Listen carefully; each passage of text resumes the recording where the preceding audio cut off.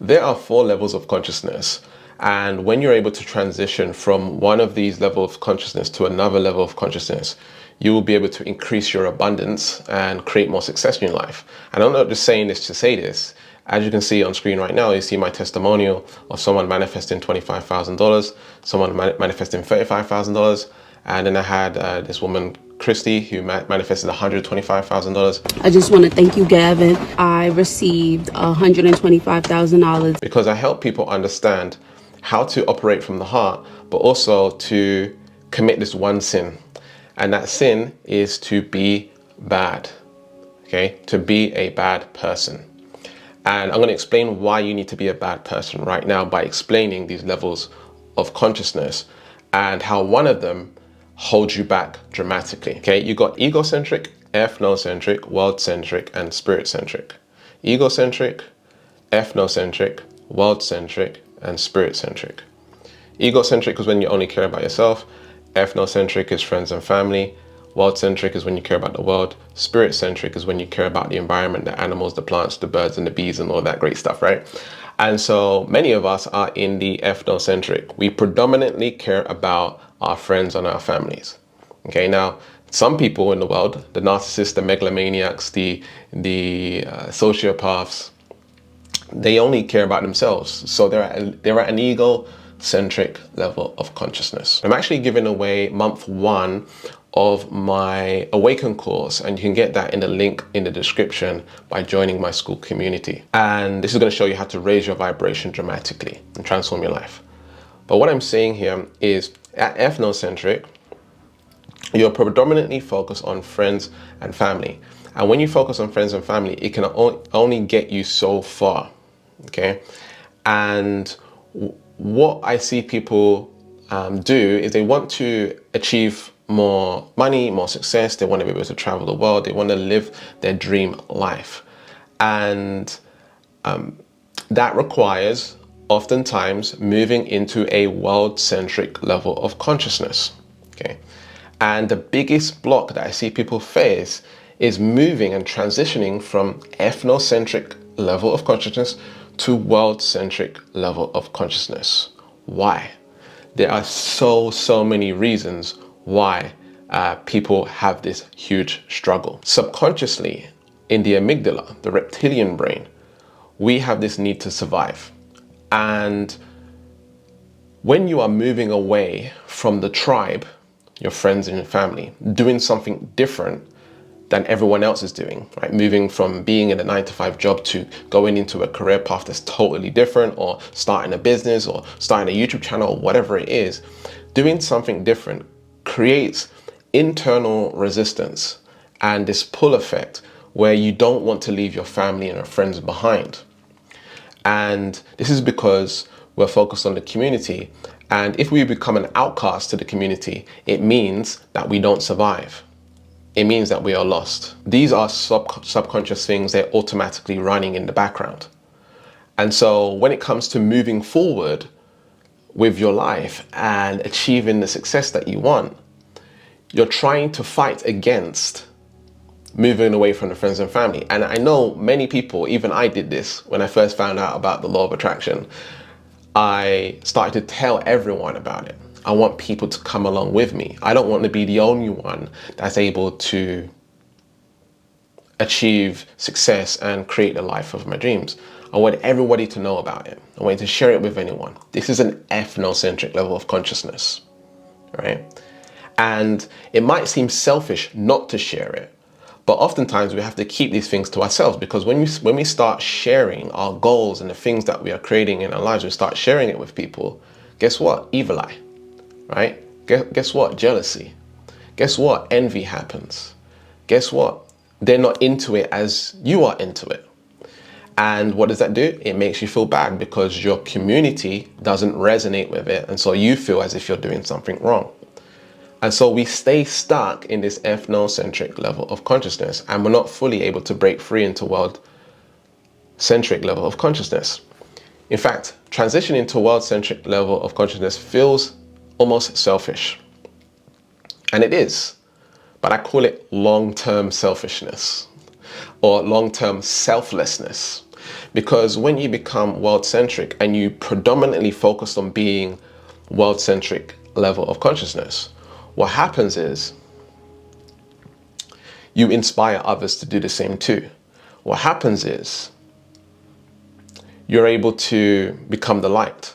What happens is you're contributing to the world and you're able to create more abundance because you're focused on the world now, right? You're focused on so many other people that you're able to create more abundance and give back to your friends and family and support your friends and your family. So can you see how that can happen? However, the struggle is most people are wanting to be a good person. And by being a good person and sticking with what everyone else is doing and sticking to traditions and sticking to the mindsets of your friends and family, even if you're far away from them, is going to keep you stuck where you're at. And so what we have to do is we have to realize that you need to be a bad person and go against what's normal. You have to go against what's natural. This is the sin that you need to commit. You need to become a bad person. You need to be able to realize that people are going to have their opinions, people are going to have their thoughts about you, their beliefs about you, and you have to go against all of that and be able to be that outcast, so to speak. And we can see how that can feel really dangerous underneath. You can feel it like, wow, I'm doing a bad thing. I shouldn't be doing this. What all people think of me, I'm not enough. And you get this kind of trapped energy in your throat and your chest, and this tension, resistance. I know what it's like, I've been there. And even when it comes to things like becoming plant-based, if you wanted to become plant-based or vegan or whatever it is, oftentimes people have something to say about it, right? Because you're doing something different. Even on something small as diet and food, people have their opinions about it, and then their narrative and their voice becomes your voice, right? It becomes your narrative and your story and your beliefs, or belies, right? Because beliefs are just lies you tell yourself over and over and over again, and they become the truth. And so they become the story that you tell yourself, and they become your reality. And then you keep on perpetuating the same reality for yourself because you're still stuck at an ethnocentric level of consciousness, thinking about what other people think of you in terms of your friends and your family. I've been able to travel the world and meet very successful people financially, very successful people spiritually, whatever that means. And they're functioning on this level of consciousness where they're not focused on their friends and family like predominantly. It's sort of indirect. They're predominantly having conversations about how they can contribute more to the world and how they can give more and what they can create and what value they can bring to the world. And through that, they create abundance, and then it indirectly helps their family. However, when you're predominantly focused on your family, you're focused on paying the bills, you're focused on, I need to get a job, I need to do something right now, which is 100% true. We need to do those things. However, we need to start taking the steps to becoming world-centric and thinking about how we can contribute to the masses. And this is by far the biggest block that I see people face, because it's very difficult to overcome the stories, the narratives, the beliefs, the ancestral curses, whatever you want to call them, that your family has and your friends have, and what they think of you. Especially if what you're doing is totally outside the box of what's normal. Because we have to begin doing what's abnormal, what's different, what's outside your comfort zone. And we care about what people think of us. And so we have to begin not caring, or maybe having a delayed care that perhaps in 2 years from now, 3 years from now, me focused on being world-centric is going to inspire others to do the same too. It's going to create more abundance in my life so I can support my friends and family even more. So we have to be careful of being a good person. We have to be careful of being a nice person. In fact, the word nice, if we look at the etymology of the word nice, it means foolish. It means like you're a doormat. and we don't want to be nice. We have to be bad, right? In order to get what's good.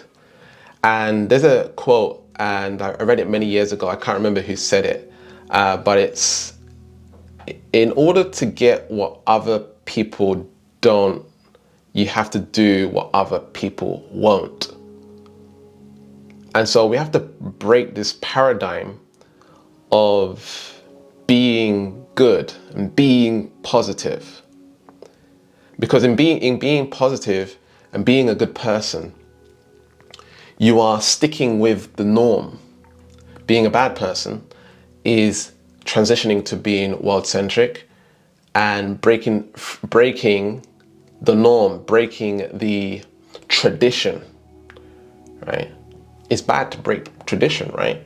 And so creating your own tradition and changing the legacy for your friends and family by doing something different, breaking the patterns.